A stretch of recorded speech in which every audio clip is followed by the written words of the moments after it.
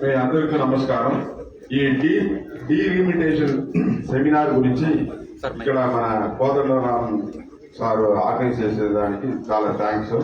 కానీ ఈ డీలిమిటేషన్ గురించి విసికే పార్టీ ఫస్ట్ 2023లోన ఫస్ట్ డిఎంకే పార్టీ దీన్ని రైజ్ చేసేదానికి ముందు ఒక పార్టీ దీన్ని రైజ్ చేసిందంటే బీసీకే పార్టీ 2023 అక్టోబర్లో. దెన్ 2024 జనవరిలో మా బీసీకే కాన్ఫరెన్స్ లో అగైన్ ఒక రెసల్యూషన్ పెట్టింది డీలిమిటేషన్ కోసం. అగైన్ ఇప్పుడు ఆల్ పార్టీ మీటింగ్ జరిగేదానికి ముందు కూడా డిఎంకే పార్టీ అది ముందుకు తీసుకుని వచ్చేదానికి ముందు ఫస్ట్ దాన్ని డిఎంకే ఒక మెమోరాండం ఇచ్చింది బీసీకే పార్టీ డీలిమిటేషన్ గురించి.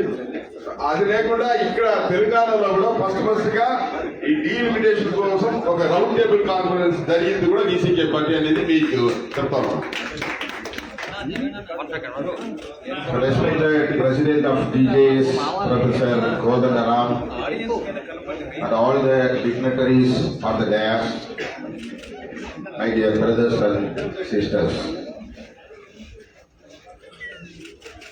I would like to express my sincere thanks to our beloved leader, Professor Kodandaram, for organizing this historical event, and also has given a great opportunity for me to deliver a speech on delimitation. One second. I would like to speak in Tamil. Our headquarters secretary and in charge of Andhra Pradesh and Telangana, Mr. Balasingham, will translate my speech in Telugu. Please bear it. Already time has gone. It is lunch time. Please cooperate. இந்த நிகழ்வின் தலைவர் பேராசிரியர் கோதண்டராம் அவர்கள் உள்ளிட்ட மேடையில் அமர்ந்திருக்கும் தலைவர் பெருமக்கள் அனைவருக்கும் உங்களுக்கும் எனது பணிவார்ந்த வணக்கம். ఈ సెమినార్కి ప్రెసిడెంట్ గా ఉండే కోదండరామ్ సార్, ఇక్కడ వేదిక మీదుగా ఉన్న అన్ని లీడర్స్ కు నమస్కారం చేస్తున్నాం. நாடாளுமன்ற தொகுதிகள் மற்றும் சட்டமன்ற தொகுதிகளுக்கான மறு வரையறை தொடர்பாக இங்கே நாம் விவாதித்துக் கொண்டிருக்கிறோம். పార్లమెంట్ సీటు, అసెంబ్లీ సీటు, దాన్ని డీలిమిటేషన్ గురించి ఇప్పుడు మనం చర్చ చేసుకుంటా ఉంటాం. இது மிகவும் முக்கியமான ஒரு தேசிய பிரச்சனை. ఇది అతి ముఖ్యమైన ఒక నేషనల్ ప్రాబ్లం. ఇది இந்திய ஒற்றுமைக்கு அல்லது ஒருமைப்பாட்டுக்கு எதிராக நாம் பேசவில்லை. మనము ఇండియా యూనిటీకి వ్యతిరేకంగా మనం మాట్లాడలేదు. நாட்டின் ஒற்றுமையை கருத்தில் கொண்டே இந்த விவாதத்தை நாம் நடத்துகிறோம். మన దేశం యూనిటీని మనసులో పెట్టుకుని ఈ చర్చని మనం చేస్తా ఉన్నాం. பாரதிய ஜனதாவை அதன் உண்மையான முகத்தை நாம் புரிந்து கொண்டால்தான் அவர்களின் அரசியல் நடவடிக்கைகளை நம்மால் புரிந்து கொள்ள முடியும். భారతీయ బీజేపీ పార్టీని ఒరిజినల్ ఫేస్ ని మనం అర్థం చేసుకుంటేనే వాళ్ళు పొలిటికల్ యాక్టివిటీస్ ని మనం అర్థం చేసుకుంటాం. வெறுமனே இதை அரசியல் பார்வை கொண்டு மட்டுமே பார்த்துவிட முடியாது. దీన్ని పాలిటిక్స్ రాజకీయం అని మాత్రమే చూడకూడదు. பாரதிய ஜனதா என்பது ஒரு அரசியல் இயக்கம். బీజేపీ పార్టీ అనేది ఒక పొలిటికల్ పార్టీ. ஆனால் அது RSS உடைய ஒரு அரசியல் பிரிவு என்பதை முதலில் நாம் புரிந்து கொள்ள வேண்டும். కానీ అది RSS ఒక పొలిటికల్ బ్రాంచ్ బీజేపీ. RSS என்பது முழுக்க பிராமணர்களுக்காக பிராமணர்களால் உருவாக்கப்பட்ட ஒரு கலாச்சார சமூக இயக்கம். RSS అనేది బ్రాహ్మణుల కోసం, వాళ్ళు రక్షణ కోసం, వాళ్ళ డెవలప్మెంట్ కోసం పుట్టినది RSS అనే ఒక మూమెంట్. சுருக்கமாக சொன்னால் அது பிராமணர்கள் சங்கம். అది షార్ట్ గా చెప్తే అది బ్రాహ్మణుల సంఘం. பிஜேபி என்பது RSS ஆல் தலைமை தாங்கி வழிநடத்தப்படக்கூடிய ஒரு அரசியல் பிரிவு. బీజేపీ అనే పార్టీ RSS ఏం చెప్తుందో దాన్ని ఫాలో చేసేది, ఇంప్లిమెంట్ చేసేది బీజేపీ పార్టీ యొక్క లక్ష్యం. அது அனைவருக்குமான அரசியல் கட்சி என்பதை விட இந்து மதத்திற்கான ஒரு அரசியல் கட்சி என்று RSS ஆல் வழிநடத்தப்படுகிறது. అది అందరికి బీజేపీ పార్టీ అందరికి ఉండే పార్టీ అనే దానికన్నా అది హిందూ ప్రజలకు మాత్రమే ఉండే పార్టీ అని ఆర్ఎస్ఎస్ చెప్తుంది. இந்த பின்னணியிலிருந்துதான் பாஜக அரசின் நடவடிக்கைகளை நாம் புரிந்து கொள்ள வேண்டும். ఈ బ్యాక్గ్రౌండ్ నుంచే మనం ఆర్ఎస్ఎస్ గమనించాలి. இங்கே மேடையில் இருக்கிற நாம் யாரும் இந்துக்களுக்கு எதிரானவர்கள் இல்லை. ఇక్కడ వేదిక మీద ఉండే లీడర్స్ ఇక్కడ ఉండేవాళ్ళు ఎవరు హిందూ మతానికి వ్యతిరేకం చేసేవాళ్ళు ఎవరు లేదు. சொல்ல போனால் சமூக அடையாளத்தின்படி கலாச்சார அடையாளத்தின்படி நாமும் இந்துக்கள் தான். ఇక్కడ ఉండేవాళ్ళు అందరూ మనము కూడా ఇక్కడ హిందూ వాళ్ళమే. இந்துக்களின் கடவுள் நம்பிக்கை என்பது வேறு, RSS பிஜேபி செய்யக்கூடிய இந்துத்துவ அஜெண்டா என்பது வேறு. ఇక్కడ మనము దేవుడిని నమ్మకం అది వేరు, ఇక్కడ ఆర్ఎస్ఎస్ వాళ్ళు చేసేది వేరు, ఆ హిందుత్వ అజెండా అది వేరు. அதாவது இந்துயிசம் என்பது வேறு, இந்துத்துவா என்பது வேறு. இந்துயிசம் అనేది వేరు, హిందుత్వ అనేది వేరు. இந்துயிசம் என்பது இந்து சமூகத்தினரின் ஆன்மீகத்தோடு தொடர்புடையது, கடவுளோடு தொடர்புடையது. இந்துயிசம் అనేది హిందూ రిలీజన్, ఆన్మీగం స్పిరిచువల్ గాడ్ తో కూడా కనెక్ట్ అయ్యేది. ஆனால் இந்துத்துவா என்பது அதிலிருந்து முற்றிலும் வேறுபட்டது. హిందుత్వ అనేది ఏమంటే దాని నుంచి కంప్లీట్ గా వేరే ఒకటి హిందుత్వ అనేది. இந்துத்துவா என்பது RSS பிஜேபி ஆகிய அமைப்புகளின் அரசியல் செயல் திட்டமாகும்.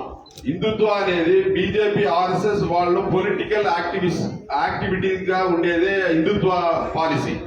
நாம் எதிர்ப்பது RSS பிஜேபியினுடைய அரசியல் செயல் திட்டங்களைத்தான் எதிர்க்கிறோம். మనం వ్యతిరేకించేది అపోజ్ చేసేది ఏంటంటే బీజేపీ ఆర్ఎస్ఎస్ పొలిటికల్ యాక్టివిటీస్ నే మనం వ్యతిరేకం అపోజ్ చేస్తున్నాం. ஒரு சாதாரண இந்துவின் கடவுள் நம்பிக்கையை நாம் எதிர்க்கவில்லை. ఒక హిందూ సాధారణంగా ఉండే హిందూ ఆయన దేవుడు కూడా ఉండే నమ్మకంని మనం వ్యతిరేకం చేయలేదు. ஒரு சாதாரண இந்துவின் ஆன்மீக நம்பிக்கையை நாம் எதிர்க்கவில்லை. ఒక సాధారణ హిందూగా ఉండే ఆయన స్పిరిచువల్ నమ్మకంని మనం వ్యతిరేకం చేయలేదు.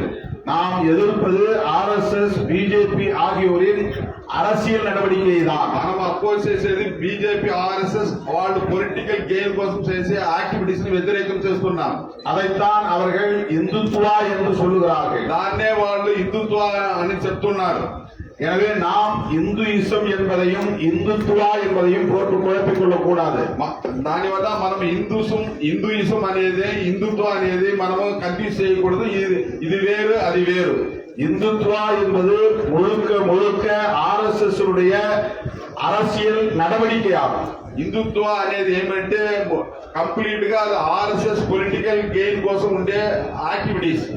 மோடி, அமித்ஷா போன்றவர்கள் RSS ஆல் வளர்க்கப்பட்ட அரசியல் சக்திகள். మోడీ, అమిత్ షా వాళ్ళు ఎవరంటే ఆర్ఎస్ఎస్ వాళ్ళు పెరిగిన ఆర్ఎస్ఎస్ కోసం పెరిగిన వాళ్ళే మోడీ, అమిత్ షా వాళ్ళు. அவர்கள் RSS செயல் திட்டத்தை நடைமுறைப்படுத்துவதற்காகத்தான் ஆட்சியில் இருக்கிறார்கள். వాళ్ళు ఆర్ఎస్ఎస్ యాక్టివిటీస్ ని వాళ్ళ అజెండాని ఇంప్లిమెంట్ చేసేదానికే మోడీ, అమిత్ షా పరిపాలన చేస్తా ఉన్నారు. அவர்கள் ஆட்சியில் தொடர்ந்து நீடிக்க வேண்டும் என்று விரும்புகிறார்கள். వాళ్ళు అగైన్ అక్కడే పరిపాలన చేయాలని కంప్లీట్ పర్మనెంట్ గా వాళ్ళే పరిపాలన చేయాలని అనుకున్నా ఉంటారు. அதற்காக அவர்கள் மதவாதத்தை ஒரு ஆயுதமாக கையில் ஏந்திருக்கிறார்கள். దానివల్లనే వాళ్ళు మతాన్ని ఒక వెపన్ గా వాళ్ళ చేతిలో తీసుకుంటా ఉన్నారు. அதை நடைமுறைப்படுத்துவதற்காக சட்டத்தையே, ஜனநாயகத்தையே இன்றைக்கு கையில் எடுத்திருக்கிறார்கள். ఇప్పుడు ఏం చెబుతున్నారంటే దాన్ని ఇంప్లిమెంట్ చేసేదానికి చట్టాన్నే ఒక వెపన్ గా తీసుకున్నా ఉన్నారు. சட்டவிரோத செயலை சட்டத்தை கொண்டே செய்கிறார்கள். చట్టానికి విరోధమైన ఒక యాక్టివిటీని చట్టంతోనే చేస్తా ఉన్నారు. ஜனநாயகத்தை படுகொலை செய்வதற்கு ஜனநாயகத்தையே பயன்படுத்துகிறார்கள். డెమోక్రసీ ప్రజాస్వామ్యాన్ని మర్డర్ చేసేదానికి ప్రజాస్వామ్యాన్ని చేతిలో తీసుకున్నారు. நாடாளுமன்ற ஜனநாயகத்தை பயன்படுத்தி ஒட்டுமொத்த ஜனநாயகத்தை அழித்துழைக்கிறார்கள். పార్లమెంట్ ప్రజాస్వామ్యాన్ని డెమాలిష్ చేసేదానికి పార్లమెంట్ నే తీసుకున్నా ఉంటారు. పార్లమెంట్ యాక్టివిటీస్ లో తీసుకుని ఉంటారు. இன்றைக்கு நாடாளுமன்றத்தில் இருக்கிற மெஜாரிட்டி என்ன என்பதை எனக்கு முன்னர் பேசிய விடுதலை சிறுத்தைகளின் பொதுச் செயலாளர் ரவிக்குமார் விளக்கி சொன்னார். ఇప్పుడు ఉండే పార్లమెంట్ లో ఏ మెజారిటీ ఉందని మా party VCK general secretary MP గారు దీనికి ముందు ప్రసంగం చేశారు. புரட்சியாளர் அம்பேத்கர் இதை விளக்கினார் என்பதை அவர் விளக்கினார். అంబేద్కర్ దీని గురించి మెజారిటీనిజం దాని గురించి ఏం చెప్పారనేది డాక్టర్ రవికుమార్ ఇక్కడ చెప్పారు. மெஜாரிட்டேரியனிசம் என்பது பெரும்பான்மைவாதம் என்பது உலகம் முழுவதும் ஒப்புக்கொள்ளப்பட்ட ஒரு ஜனநாயக கூறு. మెజారిటీనిజం అనేది వరల్డ్ వైడ్ గా అన్ని దేశంలో అక్సెప్ట్ చేసుకున్న ఒక సిస్టమ్ అది. ஆனால் இந்தியாவை பொறுத்தவரையில் மெஜாரிட்டேரியனிசம் என்பது அரசியல் மெஜாரிட்டியாக இல்லாமல், அரசியல் பெரும்பான்மைவாதமாக இல்லாமல் கம்யூனல் மெஜாரிட்டியாக இருக்கிறது, மதம் சார்ந்த சாதி சார்ந்த பெரும்பான்மையாக இருக்கிறது என்று புரட்சியாளர் அம்பேத்கர் சொல்லியிருக்கிறார். కానీ మన దేశంలో ఇక్కడ మెజారిటీనిజం ఎట్లా ఉంది అంటే పొలిటికల్ మెజారిటీనిజం లేకుండా కమ్యూనల్ గా, రిలీజియస్ గా, క్యాస్టిస్ గా ఇక్కడ మెజారిటీనిజం ఉందని డాక్టర్ అంబేద్కర్ గారు చెప్పి ఉన్నారు. ஆகவேதான் பிஜேபி இந்த மத அடிப்படையிலான பெரும்பான்மையை தங்களுக்கு சாதகமாக பயன்படுத்திக் கொள்கிறார்கள். దానివల్లనే బీజేపీ ఇక్కడ కమ్యూనల్ మెజారిటీనిజం వాళ్ళకు సాధనంగా మార్చుకొని ఉంటారు. பிஜேபிக்கு கிடைக்கிற மெஜாரிட்டி பொலிட்டிக்கல் மெஜாரிட்டி அல்ல, கம்யூனல் மெஜாரிட்டி. బీజేపీకి వచ్చిన ఆ మెజారిటీ అనేది ఏమంటే అది పొలిటికల్ మెజారిటీ కాదు, అది కమ్యూనల్ మెజారిటీ. அந்த கம்யூனல் மெஜாரிட்டி என்பது இங்கே சமூகத்தில் இயல்பாக இருக்கிறது. ఆ కమ్యూనల్ మెజారిటీ అనేది ఈ సొసైటీలో అట్లా ఉండేది. ఆ సిస్టమ్, ఈ సొసైటీ సిస్టమ్ అట్లా ఉంది. இந்துக்கள் பெரும்பான்மையாக இருக்கிறார்கள் என்பது யதார்த்தமான உண்மை. హిందూస్లు మెజారిటీగా ఉన్నారనేది యథార్థమైన ఫ్యాక్ట్. எனவே இந்துக்கள் ஓட்டு மட்டும் போதும், முஸ்லிம்கள் தேவையில்லை, கிறிஸ்தவர்கள் தேவையில்லை, வேறு சிறுபான்மை மதங்களை சார்ந்தவர்களின் வாக்குகள் தேவையில்லை என்று வெளிப்படையாக அவர்கள் முடிவெடுத்து விட்டார்கள். దానివల్ల హిందూ ఓట్స్ మాత్రం వచ్చినాయి, మాకు చాలు, ముస్లిమ్స్ ఓటు వద్దు, క్రిస్టియన్స్ ఓటు వద్దు, అదర్ మైనారిటీస్ ఓటు వద్దని వాళ్ళు డిక్లేర్ చేస్తున్నారు ఓపెన్ గా. அதனால் இந்து பெரும்பான்மையை தக்க வைத்துக் கொள்வதற்காகவே சிறுபான்மை மக்களின் மீது வெறுப்பை விதைக்கிறார்கள். దానివల్లనే హిందూ మెజారిటీనిజం వాళ్ళు అది తక్క సస్టైన్ చేసుకున్న దానికే వాళ్ళు ఈ పని చేస్తున్నారు. அதனால் படிப்படியாக இந்த மதத்தை சார்ந்தவர்களை பலவீனப்படுத்தி வருகிறார்கள். దానివల్లే మైనారిటీస్ ని కొంచెం కొంచెంగా వీకెన్ చేసుకునే, బలహీనం చేసుకునే వస్తున్నారు. இந்தியாவை பொறுத்தவரையில் இஸ்லாமியர்கள் தான் மத ரீதியாகவும் அரசியல் ரீதியாகவும் வலுவாக இருக்கிறார்கள். ఈ దేశంలో, ఇండియా దేశంలో రిలీజియస్ గా, పొలిటికల్ గా స్ట్రాంగ్ గా ఉండేవాళ్ళు ముస్లింసే. அதனால் முதலில் அவர்கள் இஸ்லாமியர்களை குறிவைக்கிறார்கள். దానివల్లనే వాళ్ళు టార్గెట్ చేసేది ముస్లింస్ నే ఫస్ట్. அந்த அடிப்படையில் தான் அவர்கள் டீலிமிட்டேஷன் என்பதையும் பார்க்கிறார்கள். అట్లనే ఈ డీలిమిటేషన్ అట్లనే వాళ్ళు చూస్తూ ఉన్నారు. அதாவது சிறுபான்மை சமூகத்தினரை பலவீனப்படுத்துவதற்கு இந்த டீலிமிட்டேஷனை பயன்படுத்த பார்க்கிறார்கள். డీలిమిటేషన్ వల్ల మైనారిటీస్ ని బలహీనం చేసేది ఎట్లా అని వాళ్ళ దీన్ని వెపన్ గా చూస్తా ఉన్నారు. அது எப்படி செய்ய முடியும் என்ற கேள்வி எழும். దాన్ని ఎట్లా చేయాలా, ఎట్లా చేస్తారని ఒక మనకు క్వశ్చన్ వస్తుంది. டீலிமிட்டேஷன் என்பதற்கு இரண்டு முக்கிய கூறுகள் உள்ளன. డీలిమిటేషన్ అనేది రెండు ఫ్యాక్టర్స్ ఉంది. ஒன்று நம்பர், இன்னொன்று பவுண்டரிஸ். ఒకటి నంబర్స్, ఇంకొకటి బౌండరీస్. இப்போது இருப்பது 543 உறுப்பினர்கள் எண்ணிக்கை. அந்த எண்ணிக்கையை உயர்த்த வேண்டும் என்பது ஒரு கிரைட்டீரியா. ఒక క్రైటీరియా ఏమంటే 543 సీట్స్ ఉంది, దాన్ని ఇంక్రీజ్ చేయాలి అనేది ఒక క్రైటీరియా. இரண்டாவது அந்த தொகுதிகளின் எல்லையை, பவுண்டரிஸ், எல்லையை வரையறுப்பது. రెండో క్రైటీరియా అనేది ఆ కాన్స్టిట్యూన్సీ బౌండరీస్ ని డిసైడ్ చేసేది. அந்த எல்லையை வரையறுப்பதில் ஒரு குறிப்பிட்ட தொகுதியில் சிறுபான்மை மக்கள் அதிகமாக இருந்து அவர்கள் வலுவாக இருக்கக்கூடாது, அந்த எண்ணிக்கை, அந்த அந்த வலு, அந்த பவுண்டரிஸ், அதாவது சிறுபான்மை மக்கள் வலுவாக இருக்கக்கூடிய தொகுதியை உடைத்து அந்த வாக்குகளை சிதறடிப்பது. అక్కడ ఏం చేస్తున్నారంటే ఎక్కడెక్కడైతే మైనారిటీస్ మెజారిటీస్ గా ఉన్నారో అప్పుడు బౌండరీస్ చేసేటప్పుడు డీలిమిటేషన్ లో బౌండరీస్ చేసేటప్పుడు ఎదు వరకు వస్తుంది అనేది చేసేటప్పుడు వాళ్ళు ఏం చేస్తున్నారంటే ముస్లింస్ ఎక్కడ ఎక్కువగా ఉన్నారో దాన్ని డివైడ్ చేస్తున్నారు. ఇక్కడ 10 అక్కడ ఆఫ్ గా పోయేట్లు వాళ్ళు ఆ கான்ஸ்டிடியூஷன் ని டிசைட் చేస్తున్నారు. அதாவது ஒரே தொகுதிக்குள் முஸ்லிம்கள் வெற்றி பெறக்கூடிய அளவுக்கு கணிசமாக இருந்தால் அந்த வாக்காளர்களை பிரிப்பது. ఒక కాన్స్టిట్యూయెన్సీ లో ముస్లిం ఎక్కువగా ఉంటే వాళ్ళు డిసైడింగ్ ఫ్యాక్టర్ గా విన్నబుల్ గా ఉంటే దాన్ని டிவைட் చేసి ఇక్కడ சதம் చేసేసి అక్కడ சதம் చేసేది. அதுபோல దళితుகளின் வாக்குகளையும் சிதறடிக்கிறார்கள். అట్లనే దళిత్ ఓట్స్ ని అట్లనే చేస్తున్నారు. ஆக 2 முக்கியமான காரணங்களுக்காக டீலிமிட்டேஷனை அவர்கள் கையில் எடுக்கிறார்கள். దానివల్ల ఈ 2 ఫ్యాక్టర్స్ కోసమే వాళ్ళు డీలిమిటేషన్ వాళ్ళు చేతిలో తీసుకుని ఉన్నారు. இது அகில இந்திய முழுவதும் உள்ள பிரச்சனை. ఇది ఆల్ ఇండియాలో ఉండే ఒక ప్రాబ్లం గా ఉంది.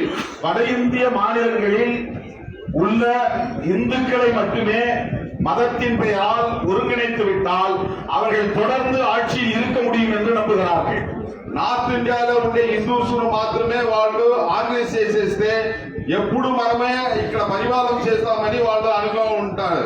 உத்தரப்பிரதேசம், மத்திய பிரதேசம், பீகார், சத்தீஸ்கர், உத்தரகாண்ட், மகாராஷ்டிரா கூட அல்ல, இந்த மாநிலங்கள் ஒரு 7-8 மத்திய மாகாணங்கள், சென்ட்ரல் பிராவின்ஸ், இந்த பகுதியிலே உள்ள இந்துக்களை மட்டுமே எண்ணிக்கையை கூட்டி தக்க வைத்துக் கொண்டால் தொடர்ந்து அவர்கள் ஆட்சியில் இருக்க முடியும் என்று நம்புகிறார்கள். హిందీ బెల్ట్ అనే ఆ ఉత్తరప్రదేశ్, బీహార్, రాజస్థాన్ ఈ ప్రదేశంలో ఉండే అక్కడ ఉండే సీట్ ని ఇంక్రీజ్ చేసేస్తే మనం ఎప్పుడు మెజారిటీగా ఉండవచ్చు, మనం ఎప్పుడు పరిపాలన చేయవచ్చు అని వాళ్ళు ఈ డీలిమిటేషన్ తీసుకొని వస్తున్నారు. இதுதான் பிஜேபி ஆர்எஸ்எஸ் அல்டிமேட் அஜெண்டா. ఇదే బీజేపీ ఆర్ఎస్ఎస్ అల్టిమేట్ అజెండాగా ఉంది. எதற்காக இதை செய்கிறார்கள் என்றால் அவர்களை அசைக்க முடியாத அளவுக்கு வலுப்பெற்று விட்டால் அவர்களின் உண்மையான இலக்கை அடைந்து விட முடியும். దేనికోసం దీన్ని వాళ్ళు చేస్తున్నారంటే వాళ్ళు టార్గెట్ వాళ్ళ అజెండా ఏమి ఉందో దాన్ని చేసుకునే దానికి ఇది ఈ ప్రయత్నం చేస్తున్నారు. ఇప్పుడు அவர்கள் இங்கே நடைமுறையில் இருக்கிற சமூக நீதி கோட்பாட்டை சிதைப்பதற்கு சனாதன தர்மத்தை அதாவது வர்ணாசிரம தர்மத்தை மனு தர்மத்தை இங்கே நிலைநாட்டுவதற்கு அது ஒன்றுதான் வழி. ఇక్కడ ఈ సనాతన ధర్మాన్ని వర్ణాశ్రమ ధర్మాన్ని మను ధర్మాన్ని అక్కడ గట్టిగా రావాలని వాళ్ళు ఇక్కడ ప్రయత్నం చేస్తున్నారు. OBC, schedule cost, schedule tribes, minorities இவர்கள் இடஒதுக்கீட்டு சமூக பிரிவினர். ఓబీసీ, ఎస్సీ, ఎస్టీ వీళ్ళు రిజర్వేషన్ ఉండే కమ్యూనిటీస్ அவர்கள் நாளுக்கு நாள் அதிகாரத்தை நோக்கி வருகிறார்கள். ఇప్పుడు ఓబీసీ, ఎస్సీ, ఎస్టీ వాళ్ళు దగ్గరగా పవర్ కు పక్కన వస్తూనే ఉన్నారు. ஆகவே உயர் சாதிகளை சார்ந்த பிராமணர்கள் உள்ளிட்ட அவர்கள் எதிர்காலத்தில் பிற்படுத்தப்பட்டவர்களாக மாறிவிடுவார்கள் என்கிற அச்சம் ஆர்எஸ்எஸ் இருக்கிறது. దానివల్ల బ్రాహ్మిన్స్ అందరూ ఇప్పుడు ఓబీసీగా మారిపోతారని ఒక డేంజర్ ఆర్ఎస్ఎస్ ఉంది. எனவேதான் OBC, schedule cost, schedule tribes and minorities இந்த சமூகத்தை நேரடியாக பகைத்துக் கொள்ள முடியாது. முதலில் மைனாரிட்டிஸ் சிறுபான்மையினரை தனிமைப்படுத்துவது என்கிற ஒரு பிளவினவாதம், பிரிவினைவாதம், சோசியல் செப்பரேட்டிசம் இதை நடைமுறைப்படுத்த முயற்சிக்கிறார்கள். దానివల్లనే ఫస్ట్ ఎస్సీ, ఎస్టీ, ఓబీసీ వాళ్ళ దగ్గరికి రాకుండా ముస్లిం ని టార్గెట్ చేసి ఫస్ట్ టార్గెట్ చేసి వాళ్ళ దగ్గర పోతున్నారు. படிப்படியாக அரசியல் சட்டத்தையும் பலவீனப்படுத்துகிறார்கள். దానివల్లనే రాజ్యాంగాన్ని మెల్లమెల్లంగా దాన్ని డైల్యూట్ చేస్తూ వస్తున్నారు. அமெண்ட்மெண்ட்ஸ் மூலமாக, திருத்தங்களின் மூலமாக அது தன்னுடைய ஆற்றலை இழந்து வருகிறது. అమెండ్మెంట్ చేసి ఈ రాజ్యాంగాన్ని డైల్యూట్ చేస్తూనే వస్తున్నారు. எனவேதான் நாம் விழிப்பாக இருக்க வேண்டும். దానివల్ల మనము అవేర్నెస్ గా ఉండాలి. இதுல டீலிமிட்டேஷன் எவ்வாறு நம்மை பாதிக்கிறது என்றால் தென்னிந்திய மாநிலங்கள் குடும்ப கட்டுப்பாடு திட்டத்தை மிக சரியாக தீவிரமாக நடைமுறைப்படுத்திய మానిలంగల్ ఎట్లా southern states south India states ఎట్లా దీని వల్ల ఎఫెక్ట్ అవుతుందంటే ఫ్యామిలీ ప్లానింగ్ ని కరెక్ట్ గా ఇంప్లిమెంట్ చేసిన స్టేట్స్ ఏది అంటే సౌత్ ఇండియన్ స్టేట్స్ మాత్రమే. அதனால் ஒப்பீட்டளவிலே இன்றைக்கு தென்னிந்திய மாநிலங்கள் மக்கள் தொகையின் வளர்ச்சி சதவிகிதம் குறைந்திருக்கிறது. దానివల్లే ఫ్యామిలీ ప్లానింగ్ కంట్రోల్ వల్లనే సదర్న్ స్టేట్స్ లో ఉండే పాపులేషన్ పర్సెంటేజ్ తక్కువగా ఉంది. எனவே பாப்புலேஷன் அடிப்படையில் மட்டுமே மக்கள் தொகை அடிப்படையில் மட்டுமே தொகுதிகளை வரையறை செய்தால் கட்டாயமாக தெலுங்கானா உட்பட தென்னிந்திய மாநிலங்களில் நாடாளுமன்ற உறுப்பினர்களின் எண்ணிக்கை குறைந்துவிடும். పాపులేషన్ బేస్డ్ గా మనము కాన్స్టిట్యూన్స్ ని నిర్ణయం చేస్తే సదర్న్ స్టేట్స్ లో ఉండే సీట్స్ తక్కువగా పోతుంది. இது தென்னிந்திய மாநிலங்களின் வளர்ச்சியை பாதிக்கும். ఇది southern states south Indian states ని డెవలప్మెంట్ ని తక్కువ చేస్తుంది. மக்கள் தொகை மட்டுமே ஒரு வரையறையாக கொள்ளக்கூடாது. பாப்புலேஷன் மாத்திரமே ఒక கிரைட்டீரியா ఫ్యాక్టర్ గా పెట్టకూడదు. இதைத்தான் இன்றைக்கு மக்களிடத்தில் நாம் பரப்ப வேண்டும். దీన్నే మన ప్రజల దగ్గర పోయి చెప్పాలి. ஒவ்வொரு 10 ஆண்டுக்கும் மக்கள் தொகை கணக்கெடுப்பு நடத்த வேண்டும். ఒక్కొక్క 10 సంవత్సరాలకు సెన్సస్ చేయాలి. 2021 கொரோனா காரணம் காட்டி மக்கள் தொகை கணக்கெடுப்பு நடக்கவில்லை. 2021 సెన్సస్ చేయలేదు, కరోనా రీజన్ అని చెప్పారు. 2031 எடுத்தாக வேண்டும். 2031 అగైన్ మనం సెన్సస్ చేయాలి. அதன் பிறகுதான் டீலிமிட்டேஷன் செய்ய முடியும். దానికి తర్వాత డీలిమిటేషన్ ఇంప్లిమెంట్ చేయడానికి వస్తుంది. ஆக இப்படிப்பட்ட சூழலில் மக்கள் தொகை கணக்கெடுப்பை உடனே நடத்த சொல்ல வேண்டியது நம்முடைய கடமை. దానివల్లే మనం ఇమ్మీడియట్ గా సెన్సస్ చేయాలి, పాపులేషన్ లెక్క చేయాలని మనం ఇమ్మీడియట్ గా మనం పోరాటం చేయాలి. சாதிவாரி கணக்கெடுப்பு நடத்துவதும் அவசியமானது. క్యాస్ట్ బేస్డ్ సెన్సస్ మనం చేయాల్సింది చాలా ఇంపార్టెంట్. எனவே இந்த விழிப்புணர்வை மக்களிடத்திலே நாம் உருவாக்க களம் அமைப்போம். దీని గురించి అవేర్నెస్ చేసేదానికి ప్రజల దగ్గర మనం పోవాలి. அதனால்தான் தமிழ்நாடு முதலமைச்சர் தளபதி ஸ்டாலின் அவர்கள் தென்னிந்திய மாநில முதலமைச்சர்களை எல்லாம் கூட்டி பேசினார். దానివల్లే తమిళనాడు ముఖ్యమంత్రి స్టాలిన్ గారు అన్ని ముఖ్యమంత్రిని పిలిచి చెన్నైలో మాట్లాడారు. தெலுங்கானா முதலமைச்சரும் இங்கே வந்திருக்கிற பிசிசி தலைவரும் கூட அதிலே பங்கேற்றார்கள். ఇక్కడ మన తెలంగాణ ముఖ్యమంత్రి రేవంత్ రెడ్డి గారు ఇక్కడ వచ్చిన మన పిసిసి అధ్యక్ష ఆయన కూడా ఆ మీటింగ్ లో పార్టిసిపేట్ చేశారు. அடுத்த கூட்டம் தெலுங்கானா முதல்வர் ஒருங்கிணைக்க இருக்கிறார். నెక్స్ట్ మీటింగ్ మన తెలంగాణ సీఎం అది కోఆర్డినేట్ చేసి ఇక్కడ ఆ மீட்டிங் செய்யப்போతున్నారు. இந்த நிலையில் தான் நம்முடைய பேராசிரியர் கோதண்டராம் அவர்கள் இதை மக்கள் மயப்படுத்த வேண்டும், மக்களிடத்தில் கொண்டு போய் சேர்க்க வேண்டும் என்கிற பொறுப்புணர்வோடு இந்த கருத்தரங்கத்தை ஒருங்கிணைத்திருக்கிறார். దానివల్లనే దీన్ని ప్రజల దగ్గరికి తీసుకొని పోవాలా, ఈ డీలిమిటేషన్ గురించి చర్చ చేయాలా అనే దానికోసమే మన ప్రొఫెసర్ కోదండరామ్ గారు దీని ఈ సెమినార్ ని ఆర్గనైజ్ చేస్తున్నారు. வாஜ்பாய் பிரதமராக இருந்தபோது 25 ஆண்டுகளுக்கு இந்த டீலிமிட்டேஷன் இல்லை என்று முடிவெடுத்தார்கள். వాజ్పేయి ప్రైమ్ మినిస్టర్ గా ఉండేటప్పుడు 25 years డీలిమిటేషన్ లేదని అప్పుడు చెప్పారు. குடும்ப கட்டுப்பாடு திட்டம் அப்போது தீவிரமாக இருந்தது. అప్పుడు ఫ్యామిలీ ప్లానింగ్ కంట్రోల్ అనేది చాలా ఇంప్లిమెంట్ చేస్తా ఉన్నారు తీవ్రంగా. அதன் பிறகும் 25 ஆண்டுகள் தள்ளி போடப்பட்டது. இந்த மக்கள் தொகையில் இருக்கிற டிஸ்பாரிட்டிஸ், இந்த பாகுபாடு வேறுபாடு காரணமாக தள்ளி போடப்பட்டது. ఫస్ట్ ఒక 25 years ఎక్స్టెండ్ చేశారు, అగైన్ ఒక 25 years ఎక్స్టెండ్ చేసి ఇప్పుడు 2026 లో డ్యూ అవుతుంది. அதனால்தான் மீண்டும் இதை அப்படியே மக்கள் தொகை எண்ணிக்கையை பொருட்படுத்த வேண்டாம், இருக்கிற எண்ணிக்கையை உயர்த்த வேண்டாம், 543 அப்படியே இருக்கட்டும் என்ற தீர்மானத்தை முதலமைச்சர் ஸ்டாலின் தலைமையிலான கூட்டத்தில் தீர்மானமாக நிறைவேற்றியிருக்கிறார். ఆల్ పార్టీ మీటింగ్ లో అప్పుడు ముఖ్యమంత్రి స్టాలిన్ ఆయన మీటింగ్ లో ఏం రెజల్యూషన్ చేశారంటే ఇప్పుడు మనకు 543 సీట్స్ ఉంది, ఆ 546 సీట్ ని మనం రిటైన్ చేసుకుంటాము, మనం ఏం చేయవద్దు, మనం ఆర్డర్ చేయవద్దు అని అక్కడ తీర్మానం చేశారు. இதுபோல மாநிலங்களவையிலும் ஒவ்வொரு மாநிலத்திற்குமான பிரதிநிதித்துவம் சரியாக இருக்க வேண்டும், வேறுபாடு இருக்கக்கூடாது என்பதையும் நாம் வலியுறுத்துகிறோம். లోక్సభలో ఇట్లా ఉందంటే అదే మాదిరిగా రాజ్యసభలో కూడా ఒక్కొక్క స్టేట్ కు ఈక్వల్ ఆపర్చునిటీ, ఈక్వల్ సీట్స్ ఉండాలని తీర్మానం చేశారు. இவற்றையெல்லாம் நாம் மக்களிடத்திலே எடுத்துச் சொல்லி விழிப்புணர்வை உருவாக்க வேண்டியது நம்முடைய கடமை. దీనంతా ప్రజల దగ్గర పోయి చెప్పి వాళ్ళ దగ్గర ఒక అవేర్నెస్, వాళ్ళు దీనికోసం వాళ్ళందరూ తెలుసుకోవాలి. ఇది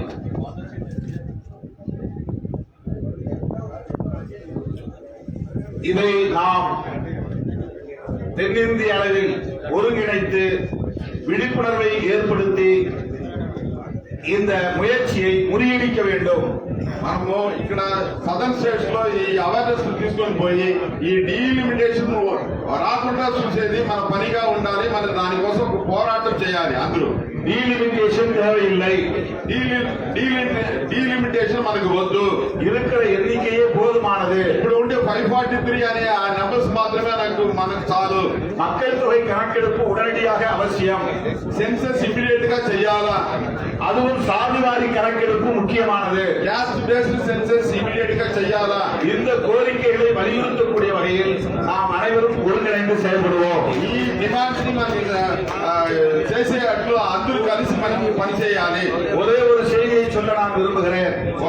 ఒక విషయాన్ని మాత్రం మీకు గుర్తించుకున్నాను. 10 ஆண்டுகளுக்கு முன்பு நான் இதே ஹைதராபாத்தில் ஒன்றை வெளியிட்டேன். 10 సంవత్సరాలకు ముందు ఇక్కడే హైదరాబాద్ లో నేను ఒక విషయాన్ని చెప్పాను. புரட்சியாளர் அம்பேத்கர் கருத்தை பதிவு செய்தேன். బాబాసాహెబ్ అంబేద్కర్ ఏం చెప్పాడో ఆ విషయాన్ని నేను చెప్పాను. అప్పుడు இந்தியா ஒற்றுமையாக இருக்க வேண்டுமானால் இந்தியாவில் ஹைதராபாத்தில் ஒரு தலைநகரத்தை உருவாக்க வேண்டும் என்று சொன்னார். ఇండియా యూనిటీగా ఉండాలంటే హైదరాబాద్ ఒక క్యాపిటల్ గా ఇండియా క్యాపిటల్ గా ఉండాలని అంబేద్కర్ చెప్పారనేది ఆ రోజు నేను 10 years ముందు చెప్పాను. இந்தியாவுடைய உண்மையான ஒற்றுமையை விரும்புகிற நாம் ஹைதராபாத்தில் தென்னிந்திய மாநிலங்களின் ஒரு மையமாக வைத்து இன்னொரு தலைநகரத்தை இங்கே உருவாக்க வேண்டும் என்கிற கோரிக்கையை நாம் முன்னெடுப்போம் என்று சொல்லி வாய்ப்புக்கு நன்றி கூறி முடிக்கிறேன். దానివల్ల ఈ ఇండియా యూనిటీ కావాలంటే ఇండియా యూనిటీగా ఉండాలంటే ఇంకొక క్యాపిటల్ అది హైదరాబాద్ సెకండ్ క్యాపిటల్ గా ఉండాలని ఆ డిమాండ్ మనం పెట్టాలని చెప్పి ఈ సమావేశాన్ని నేను ముగించుకున్నాను. என்னுடைய உரையை ஆங்கிலத்திலே மொழிபெயர்த்திருக்கிறோம், அதை சுற்றுக்கு விட்டிருக்கிறோம். தேவைப்பட்ட தோழர்கள் அதை படித்து பார்க்க வேண்டும் என்று கேட்டு முடிக்கிறேன். நன்றி, வணக்கம். నా స్పీచ్ ని ఇంగ్లీష్ లో నేను ఇచ్చున్నాను. ఎవరు కావాలో దాన్ని చూడవచ్చు, మీరు చదవచ్చు. நன்றி, வணக்கம். అందరికీ నమస్కారం.